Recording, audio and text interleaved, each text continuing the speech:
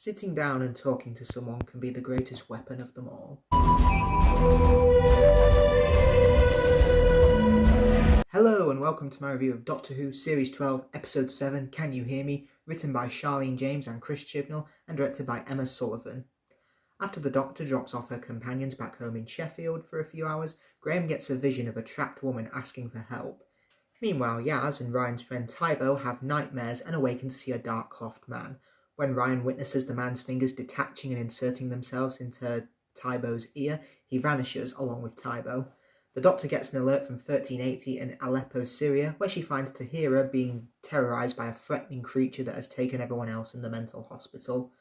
After her companions call her simultaneously to tell her what has happened to them, she transports them all to near-colliding planets from Graham's vision using the TARDIS's telepathic circuits. They land on a ship near the planet where they find a small prison structure keeping the planets from actually colliding. The ship houses a power source guarded by a quantum fluctuation lock that powers the prison and is sending it a signal from the man's fingers. Tahira, Graham, Ryan and Yaz wander off on the ship and are captured by the man who traps them in their nightmares.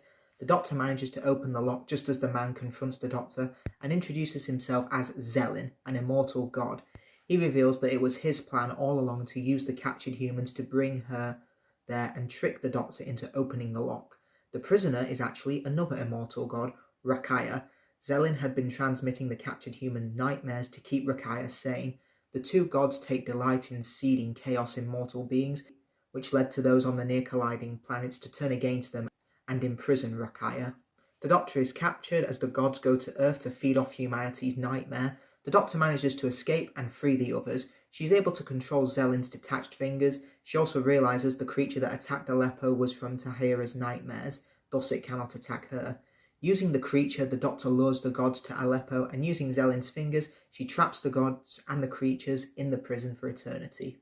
Going into this episode, I wasn't too sure what to expect, as Charlene Williams is a completely new writer to the world of Doctor Who. However, looking her up, she has a pretty good career in the world of theatre, having worked with Birmingham Repertory Theatre, writing plays such as Tweet Tweet in 2014, that addresses issues of teen suicide and the pressures of social media. Now, knowing what her writing background is like, I can definitely see why we got an episode that's like this. I don't think we've had an episode since Vincent and the Doctor that has tackled issues like mental health, which was about 10 years ago by the time of this episode's transmission. I am getting old. Now, the 13th Doctor felt very distant and alone in this episode, which, on first viewing, it did surprise me a lot, but upon watching it again, maybe that was the point. I liked how when she was called to Syria, she started telling the gang what they should do, but then realised she was on her own. It was a nice moment that this Doctor has always been surrounded by friends, and I'm not sure we've ever seen her be on her own much before. There were lots of moments when she realised she was talking to herself because no one is there. It'd be interesting to see what would happen if the 13th Doctor really was left TARDIS alone one episode without any allies and having to face the enemy by herself. I really liked her confrontation with Zelin when he called humans pathetic. The look she gave him was brilliant, almost as if to say, "You shouldn't have said that, mate." I liked how she was proven wrong by Zelin. The Doctor assumed that Rakaya was trapped, but she inadvertently set her free, and arguably made the situation even worse. I'm starting to see the point here. Maybe this is why the Doctor needs her friends, so she doesn't make silly mistakes like this. Just a bit of a thought. Her speech at the end at how humans prevail with their fears throughout eternity is fantastic. It's such a great message for anyone who suffers with mental health.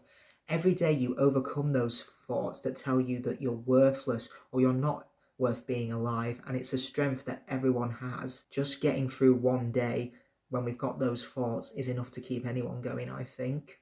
There was also more hints towards the timeless child when she saw an actual child on presumably Gallifrey that seems to be her greatest fear, and I'm still excited to see what all this means. Now, one moment that I noticed was quite controversial with me and with quite a few people on Twitter was her scene with Graham.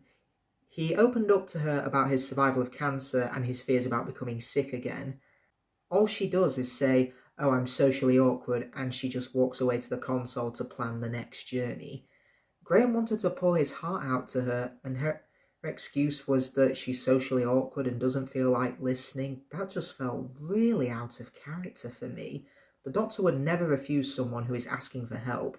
Surely the Doctor could have related to Graham beating Death because she has changed dozens of times in the past by now, and this could have been the perfect opportunity for the Doctor to open up to her companions about her fears, but it just felt wasted. I don't know if it's because the episode ran out of time, but given the thematic structure of this episode, this felt like a real waste of an opportunity here and to progress the characters and the story even further. Now let's talk about our companions this episode.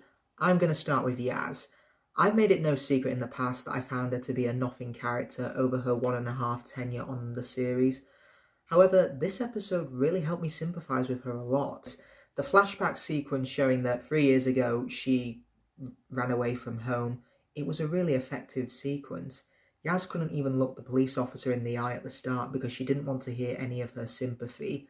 All of this was just a moment though. There is help out there for anyone who needs it, as little or as much as you like. Because Yaz got this help, she was able to rise above it and become a police officer so that she could help others in life. Plus, I love that the officer was able to remember her at the end, and giving her the 50p was just the icing on the cake, I think. Going back to the start of the episode, when Yaz was asking about the specific time and date of when they had landed, it all made sense why it was so important to her. They were making it to the anniversary, if you can call it that, of when Yaz ran away, making sure that every year after that she was a stronger person because of the help she got from the police. I sympathise with this a lot because growing up, I was pretty quiet in high school, and getting to a "how are you" in a conversation for me was probably my biggest achievement back then. That's how bad I was. Getting to that would be the most I'd speak in a day, and now I can't shut up. Now, because I didn't speak much or socialise much with other people my age, many people thought that I was boring or strange and just acted like I didn't exist. But the truth is, they didn't know anything about me or bothered to ask how I was, and they just constantly belittled me because I was quiet, or they'd just say sarcastically, "lend us a mate," whenever I was on my own. I'm glad this episode opened up awareness about mental health and not judging people who choose to be quiet or not speak much. But conversations can save and change lives for the better. You'd be surprised how much it can help by explaining that they're just going through a bad day, not a bad life. The rest of their good life is completely ahead of them if they keep going. I loved this. As for Ryan, again, really good stuff here. I liked his interaction with his friend Tybo. Ryan comes round to his flat all smiles and happiness with chips for his mate, but slowly but surely realises that something is wrong here. Tybo isn't feeling himself. His house is a mess and he's been having bad dreams.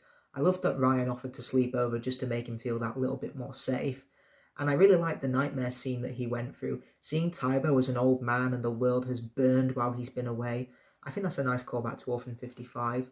I really liked how he was able to tell the truth to Tybo about travelling in time, but Ryan's greatest fear is missing everything go by while he's with the Doctor.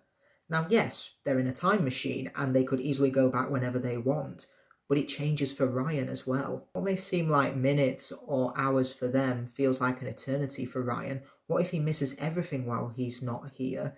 He's living his life at a different rate to what everyone else is. Who knows, maybe this is setting up for him to leave or die at the end of the series? Who knows, eh? Bradley Walsh was also great as Graham. I liked his interaction with his friends playing cards at the start, and they asked him how he copes without Grace. It was nice setup for the nightmare that came later. Graham's biggest fear was his cancer returning and being unable to save Grace. The expression on his face was fantastic. He's no doubt feeling survivor's guilt. He survived the cancer thanks to Grace, but was unable to save her when she was killed by Tim Shaw in The Woman Who Fell to Earth. If I could sum up the companions, it would be fear. We all saw what their worst fear was, and I think this is one of those rare times that all three companions got to shine here. So this episode convinced me that 3 companions within 45 minutes is really possible here. You can do it, writers. The supporting cast were also really good here. I really liked Ian Gelder as Zellin. Now, he's no stranger to the world of Doctor Who, having previously appeared as Mr. Decker in Torchwood Children of Earth, and previously voiced the Remnants in Series 11's The Ghost Monument, which coincidentally mentioned the Timeless Child to the Doctor. There was such a creepiness and an atmosphere to his performance. He He was genuinely menacing the majority of the time. His confrontation with the Doctor was great. While on the surface, yes, he was explaining what his plan was like a typical villain would, it was all a trick so that the Doctor could free Rakaya. Furthermore, name-dropping the Eternals, the Guardians, and the Celestial Toymaker was the icing on the cake. Claire Hope Ashiti played Rakaya, who turned out to be an immortal god that delighted in sending chaos in mortal beings. I liked how nightmares were being fed to her in her prison so that she'd stay sane. This idea shows how dangerous and powerful these gods are, and I think raises the stakes a lot for this episode, especially now there was two of them, and they have pretty good chemistry with one another. I liked how Rakaya played the victim. They used the fear from humans to get what she wanted and become more powerful, her freedom, and that was pretty clever in my opinion. The idea of them thinking that they are superior to humans because they can feast on their fears and nightmares is fantastic, unseen but an omnipresence within the universe. As villains, they were really effective, but their defeat was pretty lackluster. They just became trapped by using the creature from Syria. Personally, I would have used positive energy radiated from people overcoming the fears to stop the gods. Now on paper, yeah, that might have been a bit more of an anticlimax, but it could have thematically linked to the gods being beaten by what they fear the most, inferior humans rising up and stopping them. But overall, they were really memorable villains, and I wouldn't mind seeing them back again for a rematch. Maybe that's why they were imprisoned instead of being permanently defeated. Maybe a rematch is on the way for Series 13. Bhavnisha Palmer returned as Sonia Khan, Yaz's younger sister. Now she's in a similar position to where Yaz was 3 years ago, feeling she has no future in life but still has fears for Yaz running away again. Yaz feels like she can help Sonia the best way she can and hopes running away doesn't happen to Sonia, and I love the hug at the end, and it's a good way for their relationship to end on. When people suffer with mental health, sometimes you have no idea if you will see them again, so I'm glad they ended their relationship on a positive note that will hopefully be seen again in the future. Taibo, played by Boam Tingang, was also really good. Just from the performance alone, I got that he and Ryan were pretty close friends, and I liked how he was going through a tough time, but simply seeing and speaking to Ryan made such a difference for him. If I had to pick out a weak link within the cast, I'd feel it was probably Tahira, played by Arun Galivia. She didn't really have that much of a connection with the rest of the story, and I found her inclusion to be a little bit pointless. While she was there to set up the idea that the gods are taking the nightmares from mental patients, I feel she was more of a plot point rather than an actual character. Production-wise, this episode looked fantastic. The opening of this story had a marvellous shot, establishing the city of Aleppo and then panning down to the city interior. That was a great set piece to start the story. I like the interior of the gods' ships. The lighting looked amazing. The black, blue and red just made it feel like there was no hope for anyone. And all the darkness and nightmares of humanity was stored inside, and it was just dripping with atmosphere. The silhouetted image of Rakaya coming out of the fog and onto the contemporary street was just a gorgeous image. Now, the biggest selling point you could argue of this episode was the animated sequence that explained the god's origin. Now, on paper, this scene is more or less a massive exposition dump, but I think the animated sequence helped make it much more interesting. They showed us through animation what these gods are capable of and their entire backstory. Furthermore, in pop culture, gods are painted and drawn in tapestries and on walls, so it makes sense why the animation would be quite crude and sketchy here. It was a really nice touch. Speaking of animation, I hope we do one day get an episode of Doctor Who that is animated. You could have an episode where the Doctor lands on a planet and everything is in 2D animation. Granted, it could be expensive, but I'd totally be down for that. Sega Nakanola's music was brilliant. I loved the musical sting for when Zelen showed up in Yaz's house. Through the music, we could feel what she was feeling. It really ranked up the horror when it came to the music, and I think this is a musical highlight when it comes to his work on Doctor Who. I like the music for when Ryan and Taibo were talking at the end. It really captured the beauty of friendship and opening up to people. And I liked how this musical score was also used between Yaz and the police officer.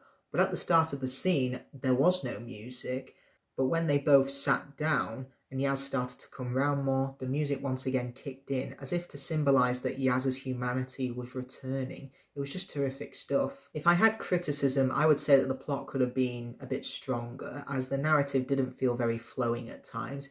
Now, I get they wanted to build the atmosphere throughout, but I don't think they should have put the plot on hold, as on first viewing it felt a bit of a struggle to watch, and just a little bit more on rewatches now that I knew where it was heading. But on the other hand, I did notice more things on a second viewing, so it'll be interesting to see how this episode ages when it comes to future viewings of Series 12.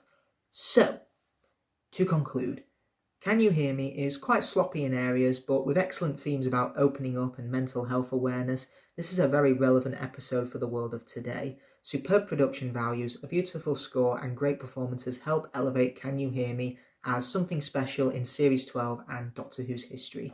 Well, everyone, that's all from me. Be sure to like, share, and subscribe. Let me know in the comments below what you thought of this episode, and I shall see you all next time. Goodbye.